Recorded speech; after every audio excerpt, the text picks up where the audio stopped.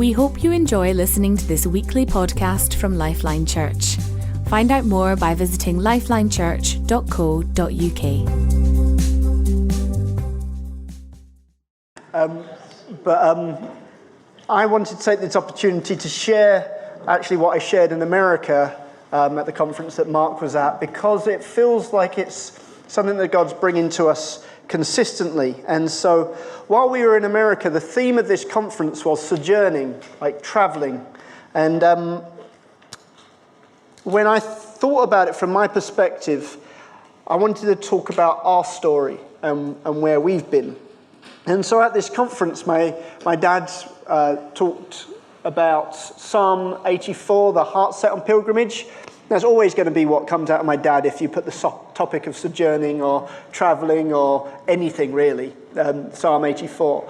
And the idea of within Psalm 84, the destination is, I want to get to stand before God in Zion.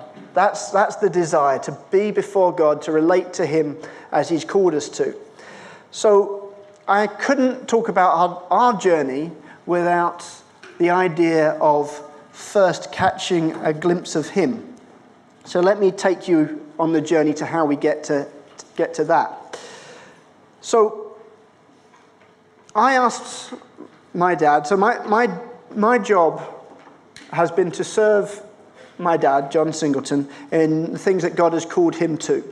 And so I'm often trying to figure out what would best serve you at this point in time. So I asked my dad, what's your top priority right now? So this was probably about over 2 years ago now. And his response was imparting the values. So when we talk about values, we talk about the things that God has revealed to us about the way that we are. So we talk about the lordship of Christ. We talk about how we use money. We talk about serving. We talk about impacting the areas where we live. We talk about leadership and love, acceptance, forgiveness, integrity, commitment. Those values have really kind of been distilled over the years in what we call the foundation course. So most of you that have joined the church, or all of you that have joined the church, would have done the foundation course, apart from one. We let him off. But the whole idea is if you feel joined to this community, this is what God has revealed to this community that we are spending our lives trying to unpack. And so I'm not surprised that my dad gives that answer. We've tried in many different ways to get this message across, because who we are, i.e. the values, how we live, has always been the highest priority for us, more than what we do. And you could say that our vision is our values. We want to live to an ever-increasing accuracy of who God has called us to be. That's where we go, and that's where we want to get to. And so the whole idea of imparting the values is about keeping the movement going. Is about building a community that outlasts any one individual. That's the whole idea of pilgrimage. You keep moving, you keep journeying. And so we've tried to teach these values through things like Foundation Course that I mentioned. If you guys remember, in 2015, we did this series called The Normal Radical. And that was all about looking at these values, the teachings around these values. But there was an invitation for us to deconstruct and reconstruct the expression of those values. So every value, it has to be lived out somehow. You've got to do something in order to show what the values are. If you don't do anything, then they just remain kind of on a website or ethereal. They have to be lived out. But the way that we lived them out in the past might not be relevant going forward. We need to keep updating our expressions of these values, otherwise we miss touching down. So we spent a lot of time trying to invite people, and us as a church, let's kind of boil down to get back to what is the value, away from the expression, and what would it be to live this out in a modern day. We had to accept as a leadership, the series failed to do that. We managed to teach the stuff, but it wasn't like we released people to find fresh and exciting ways to live this stuff.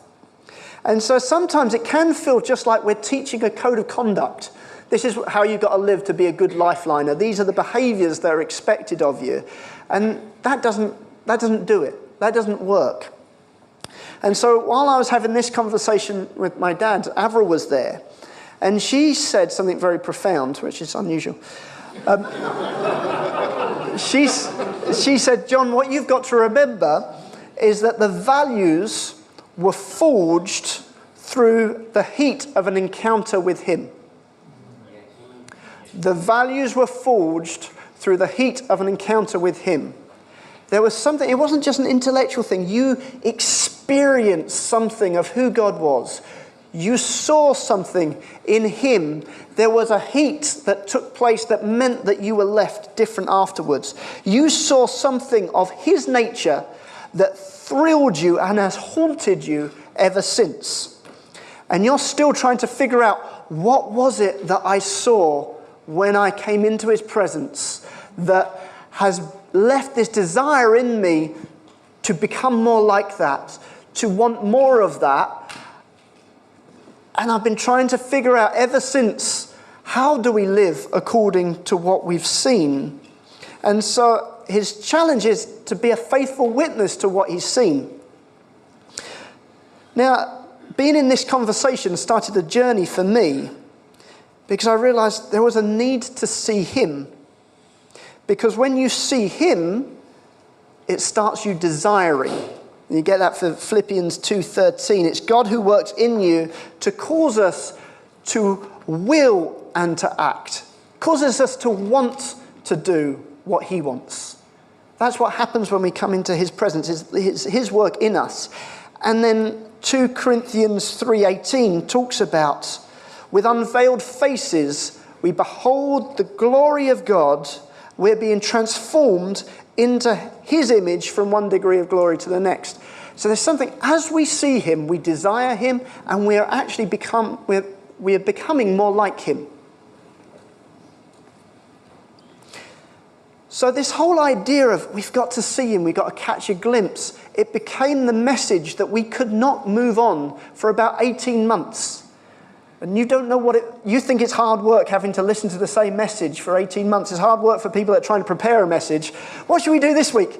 I can't get off the fact that God is still saying to us, catch a glimpse, see me, see me. And I went through a whole process myself, like, God, why do you still want me to teach this message? And then he said, because you ain't got it yet.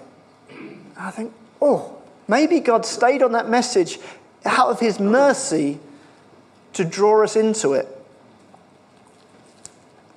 So we don't want to follow a procedure.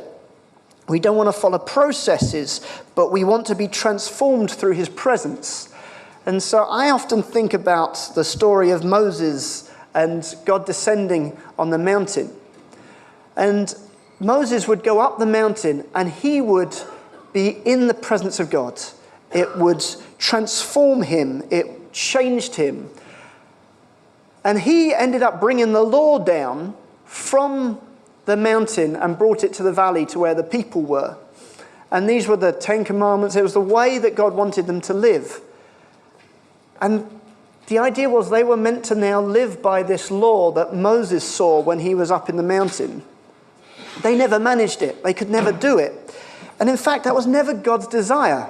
God's heart was that they would all come up the mountain. He was inviting them in. It was them, it was the people that said, no, we don't want to go any closer. Moses, go up for us because this is too much for us. And so I don't want to be in a situation where John Singleton goes up the mountain, he sees, and then he comes down and just tells us this is now the code of conduct you've got to live by. I want us all to journey up into the mountain. I want us all to see. And the danger is that we can get into that kind of bringing down the instruction. So I was talking to one of the young people a few years back, and they'd asked me, look, I need to confront a friend. How do I do it? And during this next half an hour, I said, okay, so you need to ask this. After you've asked that, you do this. If they respond like this, you say that. And then after they've said that, you do this. If I could have put that in a pamphlet, that would have been fantastic advice. providing it stayed on script. If that conversation went off-piste even a little bit, this young person would be stuffed because they were just given a procedure and a process. And the thing that I thought afterwards was, though that might be good advice, it wasn't going to be life-changing for that individual. What I would rather have done is taken that young person up the mountain so that they could experience and see a faithful God that has laid down his life for our correction and our restoration. I want that young person to see him, not just know what procedures and processes they need to follow. God kept me on this verse for a long time. No longer will they teach their neighbors or say to one another, "Know the Lord," because they will all know me, from the least of them to the greatest, declares the Lord. That's his promise. That's what he said. That's what he's made provision for. That's what he offered the children of Israel to come up the mountain for, and they refused. But then he came and he done it through his Son, and the curtain was ripped so that now we can all know him. Each of us are to see him, and then we have to be a witness for what we have seen. Not what someone else has seen, what each of us has seen. Does this mean there's no place for teaching? No, there's still requirements for teaching. We still need to teach things, but there's no replacement for that personal seeing and experiencing of who God is.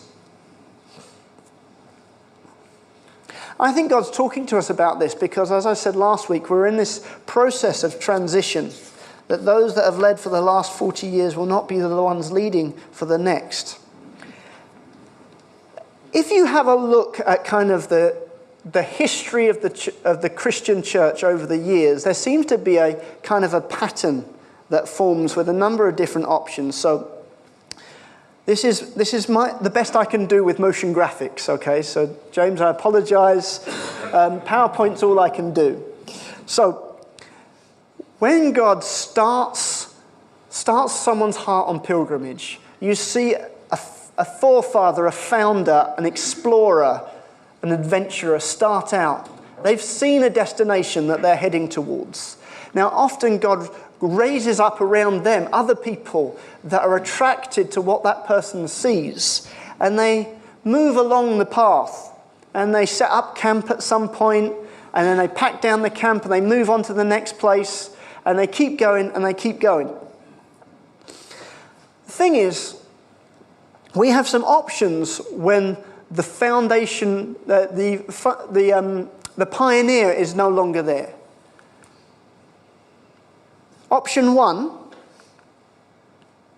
we do what's right in our own eyes. It dissipates. The movement dissipates. We all just pick what we fancy and we head in those different directions. That's happened many times over the church history. Option two is the camp becomes a fortress and the movement stops. And the followers decide the best way to honor what the founder was doing is to protect what is, rather than love the journey that they were on. And it becomes about being faithful to the ways, but not continuing the movements that were there. I believe we've got to take option three, which is about keeping the movement going. For this, we've got to see something. There we go.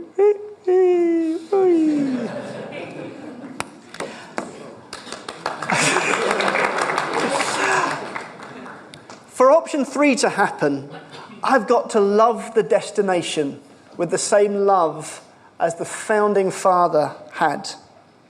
I've got to love the destination more than the present form of what is, more than just loving the body of people, more than loving the lessons that I've been taught.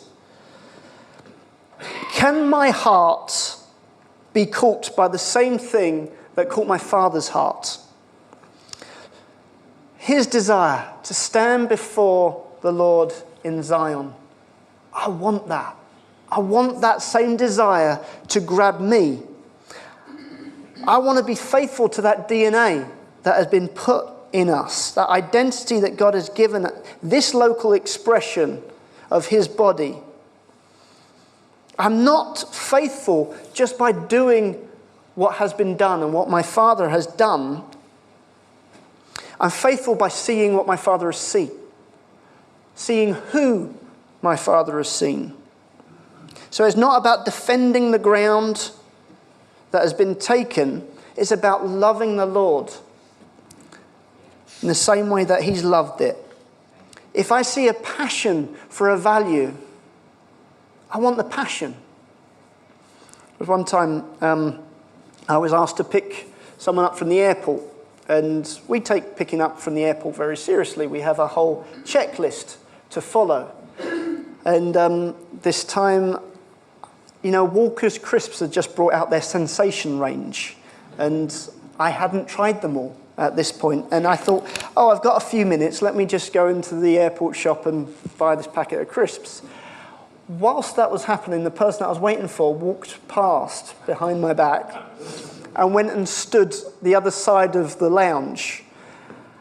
And for half an hour, we're both waiting for each other. Now, I could have got away with that, but the young person that I'd taken on the journey decided it'd be fun to tell my dad that this had happened. And then he thought it was hilarious watching some stripes getting ripped off me. Now, I still did not really get it, because later I spoke to my dad saying, I don't think you're very grateful that I did the airport run. At which point my father sat me down and explained again. And I was still kind of, my pride was still kind of reeling a little bit. And I was talking to Avril about it, and she said, why do you think your dad is so bothered about an airport run? And at that time, my dad was traveling, maybe half the year he wasn't here, because he was traveling so much. And I realized that's because he's had a revelation of hospitality. He's seen the heart of God to make people feel welcome. And I didn't express that heart at that moment. I tried to follow the rules, but it wasn't in my heart. And I had to make a decision at that point. Do I still justify my outrage and my hurt pride? Or do I say, God calls me to see the thing that rests in him. Let me see that aspect of your nature, that I would want to express love in that way.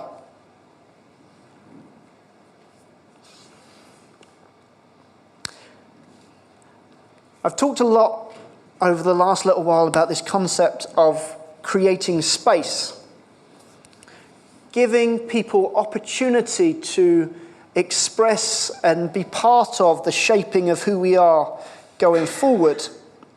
And one of the examples was I got all of the nopes together. That's kind of like the age range about over 18 up to kind of early careers age or whatnot. And I said, guys, whatever God has put in your heart, go for it, and I'll support you in doing it. And then a little while later, I had different leaders saying, we can't find anyone to help with children's work, we can't find anyone to help with youth work, we can't find anyone to help with setup. I said, well, we've got all these young people. Why don't we talk to them? And I find they're all busy. They're all busy doing the thing that I've just given them permission to go off and do. And I thought, well, this is interesting, because we believe collectively we should be doing things like kids' work, youth work, setup. It's a collective commitment, yet that's not necessarily in the heart of some of these guys. And I realized creating space has to happen within a context. Because if God has joined you to this body, he's joined you to the calling of this body. And so it can't just be what seems right in our own eyes. It's got to be, what was it that God has called us to bear together and work out together? And so I realized that I had not served our young people well by saying, just go do whatever it is, because I had not given them a chance to catch a sight of what it is that God has called us to be and where he's called us to go. They were not yet haunted by the same things that had haunted the leaders of the church. And so I realized there needed to be a journey for those guys to go on where they came and saw what others had already seen. And this phrase kind of came to me, or someone gave it to me, I can't remember. You sacrifice for what you love, and you love what you sacrifice for. Sometimes we realize that we're not committed to something because we've not actually had to sacrifice for it, and we don't realize that we're not really committed to something until a sacrifice comes up. I was talking to one of the young people that I've been kind of going on this kind of journey with, and stuff I'm talking about. I set them some homework. I said, what do you think are the values that God has revealed to LifeLine? What's the flavour? What's within our kind of DNA that we want to express? And how much do you love those things? And so they reported back to me and they said, I thought this was going to be really easy. I discovered it was really hard. And I talked to my dad about it. My dad said, you've been here 17 years and you don't know the answer to all of this. Truth is, it don't happen by osmosis. There's got to be something that changes that makes us draw this in. And it's about a sight of him, a glimpse of him. And so he suggested some things that seemed to be in line with our values. Then I said to him, so what of those things do you love enough to sacrifice for if push come to shove? And he said, to be honest, none of them really. I said, so if you took out my dad, your dad and me, and now you are in the seat, and you're put in a situation of tension between that value and another value, why would you keep this movement going? The reality is I wouldn't. And that's an important confession and recognition of when push comes to shove, if I've not seen these things in the face of God, I ain't going to stick to them. I won't love them enough. I won't love the destination enough to keep the movement going. There'd be too much temptation to compromise. So, having done youth work for many years, but also being in this church for 40 years, I kind of straddle two generations here, and I have the privilege of understanding how minds work of what I would call the veterans and the minds of what I would call kind of the emerging. And the way that I kind of describes this kind of the way I see the situation is three waves. So you have the first wave. The first wave is the person that God catches their heart and their mind and sets the pilgrimage going, and they start pointing away and heading towards it. You then have the second wave, those that are following, that are joined with them and follow with them. I tend to refer to the second wave kind of as a veteran. Now, this isn't just based on age, so don't get too hung up in that, because we can be veterans and be quite young. But by veterans, I'm thinking of those that have often had close proximity to the pioneer. And then you've got the third wave, which I talk about the emerging, those that have joined the journey a little way after it's been going. So have a little think for yourself. Could you be a veteran? Might you be an emerging? Are you a second wave or a third wave?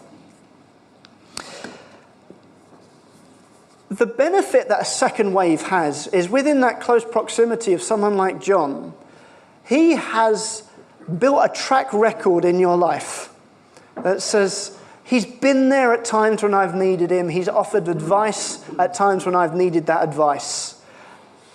I'm so comfortable with his input in my life that you can even get into a point of, well, as long as John thinks it's okay, that's good enough for me, because he's proved it in the past.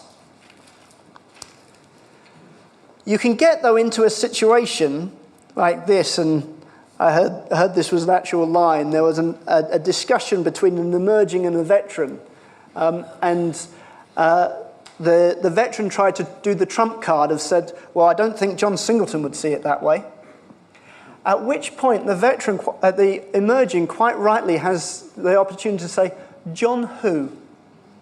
Because they have not had the same proximity. They've not got the track record in their life. I need to know why this is right more than because one person said it was. I need to have seen and experienced it for myself. And that's so important. And this is one of the benefits of why the second wave and the third wave, the veterans and the emerging, you guys need each other. Because the veteran might know it works, but they might not know why. And it's the annoying questions from the emerging that said, but why does it work? Why? Why did John Singleton say it? And that gives us an opportunity to say, you know what? I don't know. Because I'm not sure if I've seen it for myself. I'm not sure if it's living in me. I've just absorbed a culture, but I'm not living from a love for the destination. Each will know him, from the least to the greatest. That's his promise. So in order for this movement to continue, there needs to be a willingness to allow things to change. So we've often talked about this picture that God gave us about a tsunami. And when a tsunami floods the land, it reshapes the landscape. Where the shoreline used to be can change. And we believe that God is bringing us into a time of reshaping the landscape. It ain't going to look the way that it looked before. There are people that are emerging that are helping shape who we are going forward. But reshaping requires two critical things: discipleship and creating space. So when I say creating space has to be within a context, it has to be in the context of discipleship. If we want to maintain this movement, if we don't want to either dissipate, go all in our different directions, or we don't want to turn this into a denomination and become stuck in our ways, if we want to keep the movement going, the pilgrimage going, we have to disciple and be discipled, and we have to create space.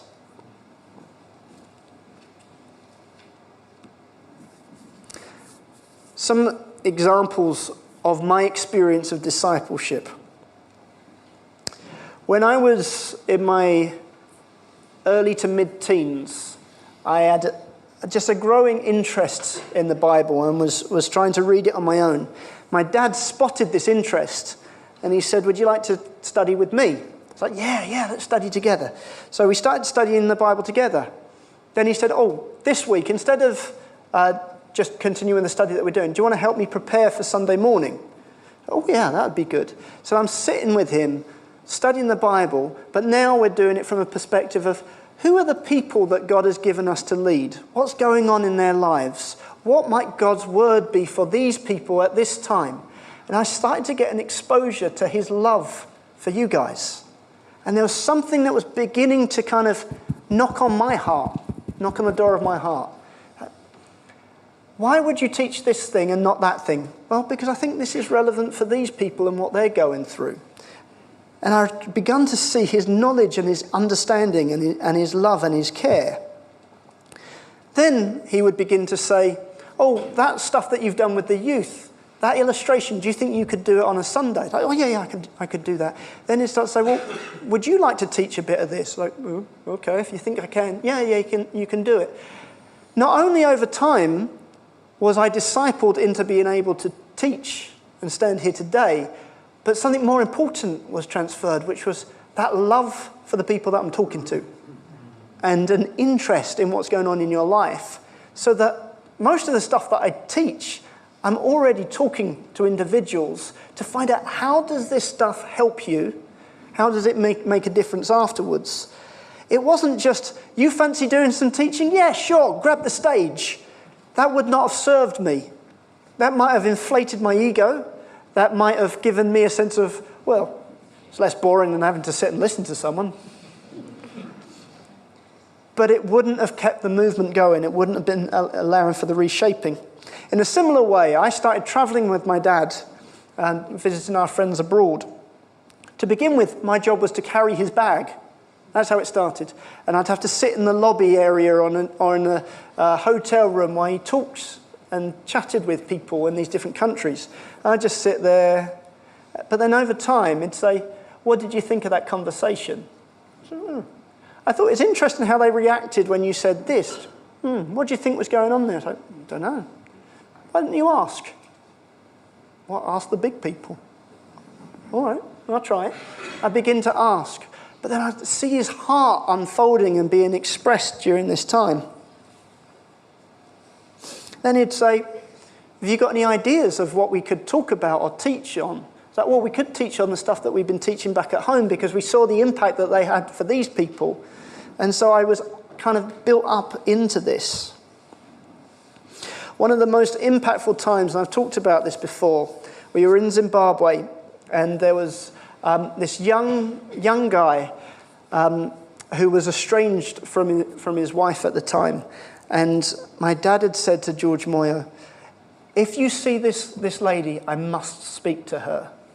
And so Dad had just finished this 3-hour meeting. I was tired, and I hadn't even spoken.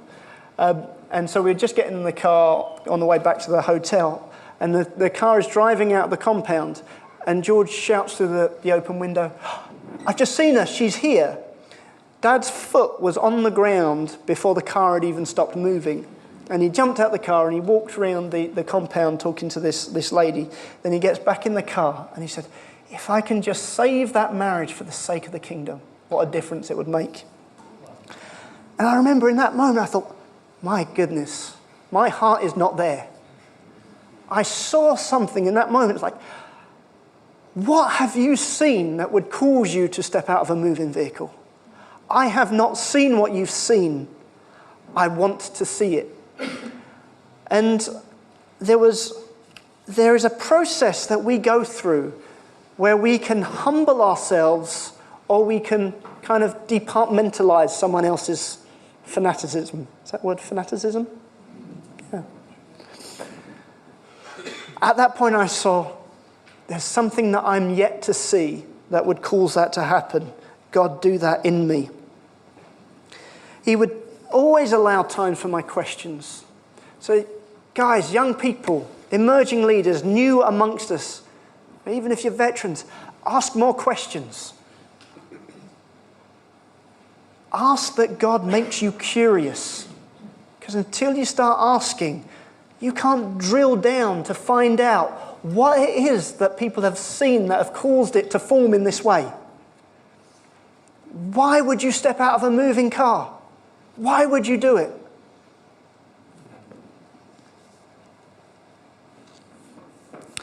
He would also give me opportunity to challenge him. If I thought that sometimes his behavior didn't match the values that he taught about, he was secure enough to let me question him and challenge him and say, that don't sound right. That doesn't reflect your heart in what you're doing. And we'd talk about it.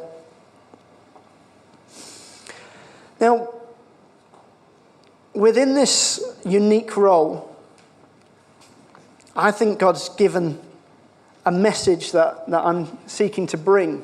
There's a message to the veterans and a message to the emerging. So for the veterans, I can't get past this picture at the moment of salmon. So you know salmon, to reproduce, to keep their species going, they swim back upstream to lay their eggs at the beginning of the river. So it means that they are swimming up rapids. They are hurling themselves onto rocks, avoiding bears, trying to get up to the top. They did not take up the opportunity just to enjoy their days out in the open waters and just have fun and do what, I don't know what salmon do, really, for fun. Instead, they use up their energy and their life to keep the movement going, to keep their species going. What my dad told him afterwards, I didn't realise this, but after a salmon lays its eggs, it dies and its offspring feed on its own body. Pretty gross. But think about that level of commitment to keep the movement going. And why is it? Why is it so important for a salmon? Why is it so important for us? Because God started us on a movement. God started John Singleton on a journey, on a pilgrimage that started before him, will continue after him, because he loves God. And God's not finished on this earth yet, so we've got to build in a way that outlasts us. Though the baton might be in my hand for this stretch of the race started before me and the race is going to finish after me, but while that baton's in my hand, I want to give my all to my leg of the race. We need to be like salmon. We've got to see something imparted in the next to keep this movement going. There's a great TED Talk by a guy called Derek Shivers, I think it is. It's how to start a movement. And he plays this little clip, about a 3-minute clip of this weird guy dancing in this outdoor concert. And it's really wacky kind of dancing. And then this other guy goes and starts dancing with him. And then another guy, and they keep calling their friends out until there's a mass rush of everyone comes and joins this mad dancing guy. But the thing that he says is, if you want to create a movement, you need to embrace your first follower as an equal. Then it's about the movement. It's not about you as an individual. And we need to be doing that as veterans. We can't be positioning ourselves as more important or more powerful or looking down on those that God has joined with us. Yes, sometimes the arrogance of youth is pretty jarring. I know, because I was one. I'm very jarring and very arrogant. But when we embrace as an equal, we open up the opportunity for someone to see what we've seen, to journey with them up the mountain. I believe that God is in the business, and this is what he's going to be doing over these coming days, is Malachi 4:6. It talks about, I will turn the hearts of the children to their parents and the hearts of their parents to their children. God, do this in us. Cause us as veterans to be curious of what's going in the lives of our emerging leaders. God, cause us to want to know what you're up to. And for our emerging, cause them to be curious and want to know, why do we do what we do? And so for veterans, it's time to cast a mantle, just like Elijah did over Elisha. He went and found him. God told him, go and find Elisha. Who's God calling you to go and find? Elisha was not knocking down Elijah's door at this point. He was busy in the fields. And Elijah went and threw his coat on top of him to say, I'm choosing you as someone I'm going to invest in. I've understood about the story of Jesus and the disciples that back in those days, every young man would have done a schooling for a period of time, kind of almost primary school up to a certain age, where you learn about the Torah, the first few books of the Old Testament. And if you were good enough, if you showed enough aptitude and skill, you could go and find a rabbi and say, can I follow you?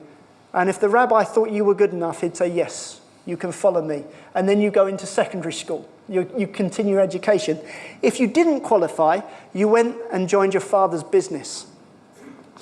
For those guys to be fishing with their father meant that they had not qualified. They had not made it to secondary school. They had gone into their father's business. They weren't looking for a rabbi. But Jesus went to them, come follow me. He decided that they qualified. They weren't looking for him. He came and found them. And so veterans, it's time to go find some people. Who is it? Who can you say, come follow me. Let me show you what I've learned. Let us learn together. Let us come back into the presence of God where he forges those values, that heart set on him. Take the time to explain, why do we do what we do? We've got to explain the reasons why.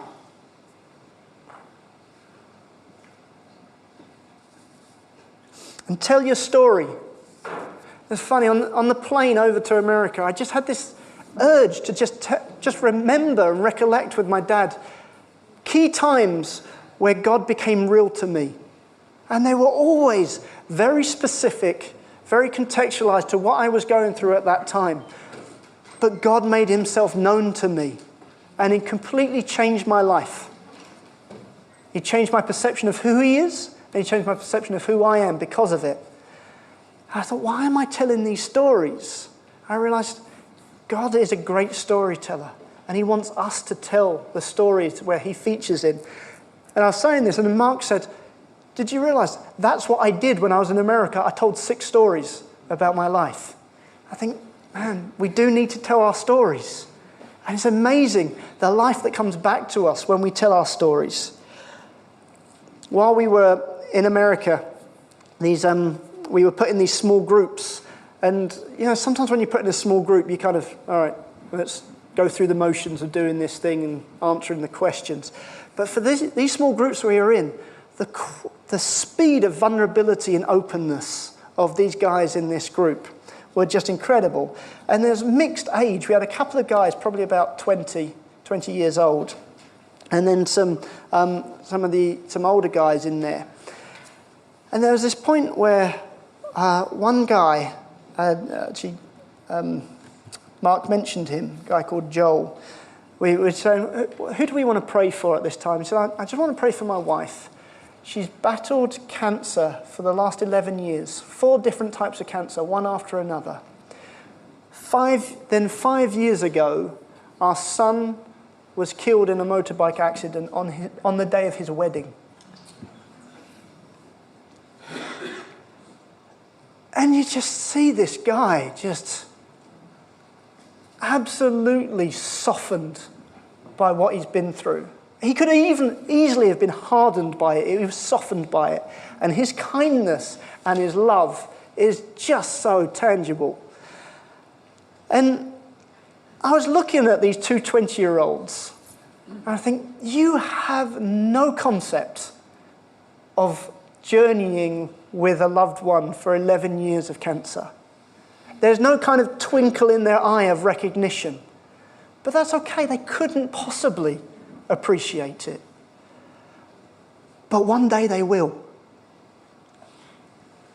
One day those guys will stand before a church or a congregation with their fiancé next to them and commit to love them in sickness and in health. I think at that point they will know what they're promising, because that man's story would have put a seed in their life. Just because a young person does not have a twinkle in their eye of recognition of your story does not mean it doesn't have value. And sometimes when you're making a puzzle, you think, well, I want the edges pieces first, because then I can work from the edges in. Sometimes you have a bit right in the middle, and everything else forms around that. We have to share our story. We have to point people to who we know God is, how God has proved himself in our lives. And one day, there will be a twinkle of recognition for what we've put in them. Tell your story, even if it doesn't look like it connects yet. So my message to veterans, are you willing to be part of the reshaping? God forbid us just from managing rotas and maintaining the machine. I want to be part of the reshaping. Take time to consider what might hinder you from your discipling. Because we can all agree, yes, we should be discipling. But then when we look around and realize it's not happening, be brave and ask why. What is it that stops it happening? Is it past hurts? Is it about not being clear on where you're going yourself? Is it about not feeling you've got the energy or the time to give? Is it about it not being convenient?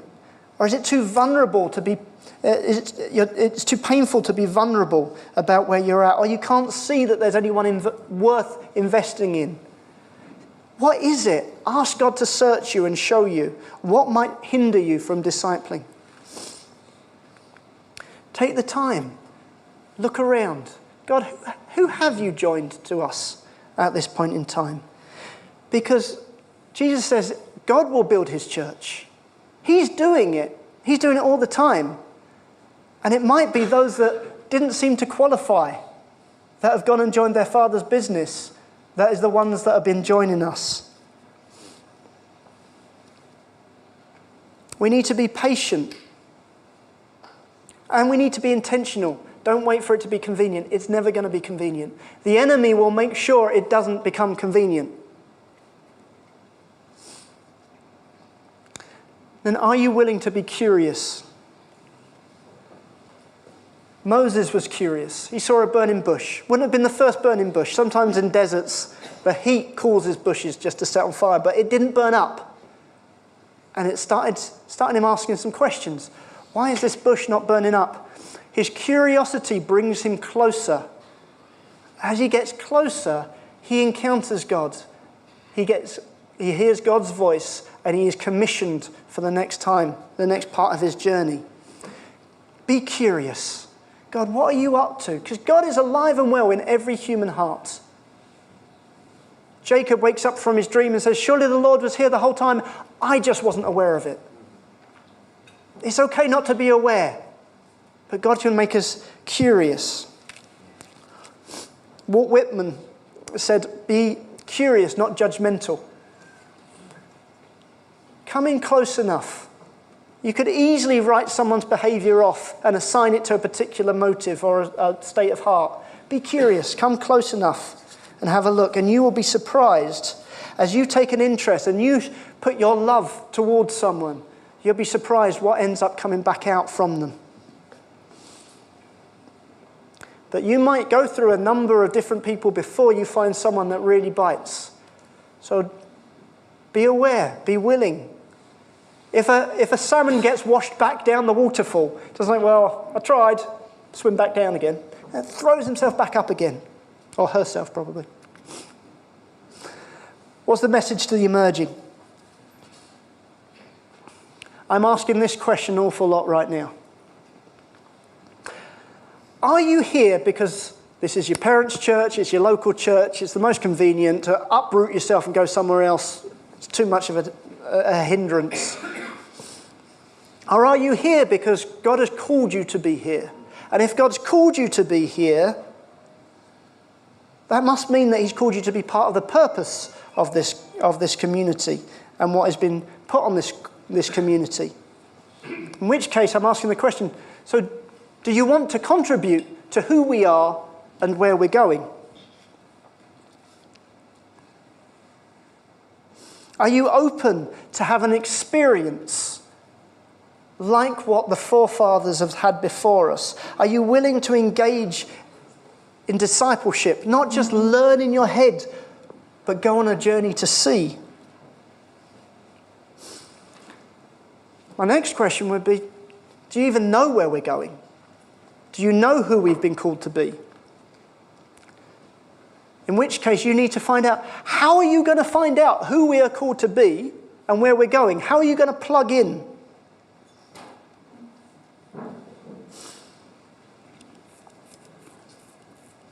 We're trying to be more transparent as a leadership in trying to say where we're going. So next week you're going to have access to a video, an interview that Ella did with Avril as a member of the core team to try and explain where we're going. Now, I know we're taking this seriously because Avril actually wrote some notes before she started speaking. And it looked like she looks at them on the video. So there is a responsibility on us as leaders to be transparent, but there's a responsibility on you as part of the reshapers to want to find out, where are we going? The better questions you ask, the more it helps us know if we are communicating it well or not.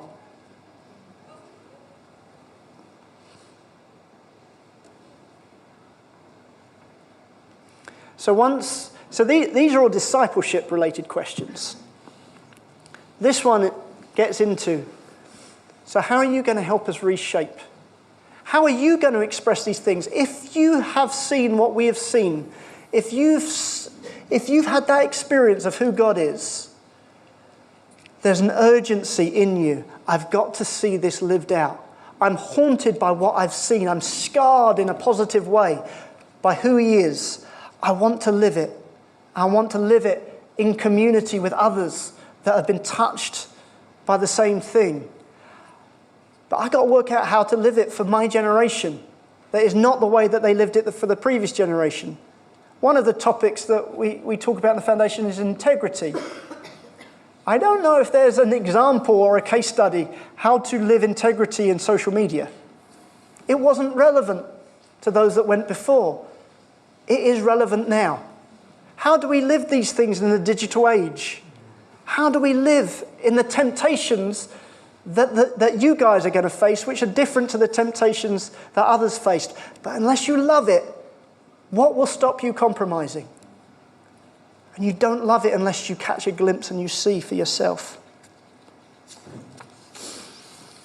Now, a lot of this stuff that I've been talking about, I've explored through these podcasts that me and Nick have done on the evolution revolution. So I got some notes that I've not got time to go into now, but that material's all within there, particularly in the Creating Space episode. So I was going to look at what can help or hinder the creation of space. But have a look at on there. I'm always around for questions and appreciate questions and conversations.